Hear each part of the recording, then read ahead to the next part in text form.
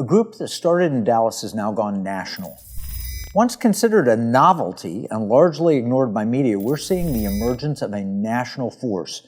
Dallas Jewish Conservatives is now American Jewish Conservatives. For far too long, the left has assumed that if you're Jewish, you're a Democrat or a leftist.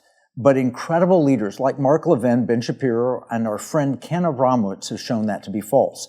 There are many of Jewish descent who are staunch conservatives. And this newly national organization provides a home and a contact point. Let me read from their website, which is AmericanJewishConservatives.com. It says, American Jewish Conservatives is a passionate and proactive grassroots organization committed to the enduring principles that have shaped our nation and strengthened our communities. We are fervently pro-God, pro-America, pro-Israel, and pro-Constitution. Our foundation rests on steadfast dedication to faith, patriotism, and the values enshrined in our Constitution. I mean, what's not to love about that? The founder and leader of this group is a friend, and here in the Economic War Room, I look forward to his perspective. Welcome, Benji Gershon. Thank you for having me. Benji, tell us, based on your background, why did you create this original group, Dallas Jewish Conservatives? Yeah, so there was no safe space, if you will, for Jewish conservatives to be able to voice their opinion without being completely lambasted by the left.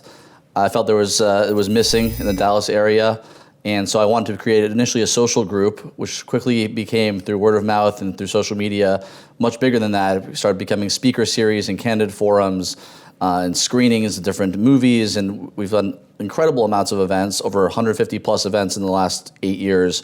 But originally it was created just to be able to have a place where like-minded individuals can come and express their opinions. So you started 8 years ago, it would be 2016. Yeah. That was a very different political environment then. Absolutely, yeah. So what's your favorite speaker that you've had? List two or three. Well, Senator Ted Cruz has got to be one of my top favorites. Caroline Glick, Lara fabulous. Trump, just to name a few. Yeah, well, I was privileged to speak with Frank Gaffney. Yes, and we're so happy that to was have a great honor that I had. You got an incredible. I think we were talking about the red-green axis, talking about radical Islam and radicalized jihadis and angry Marxists. I think China in particular. So, what's your background? What caused you to start this? I've had a sales and marketing background. I'm an entrepreneur. I was in the 3D printing world for several years. I had a beverage company back in the day that I sold. I got the political bug when Trump decided to go down that escalator and run for office. And that's kind of when this group really kind of kick-started and kind of went into full gear. It became more, instead of just a hobby, it became really a passion that I then turned into an organization and a business where we're putting on events every single month. And we have over 4,000 plus subscribers to our email list, and we've probably put on events for probably tens of thousands of people at this point that have come to our events and walked through our doors. So it's been it's been a blessing. We've been blessed to have amazing speakers, and our whole goal is to educate, inform, and inspire the electorate and bring Jewish conservatives and our Christian allies together behind shared conservative values and principles. Well, I get your emails. I'm on your list, and Absolutely. I see that. But you're doing much more than just building an organization. Your website describes it as building a community. What does community mean to you? So in the Jewish community, it's so important. It's one of the fundamentals of the Jewish religion.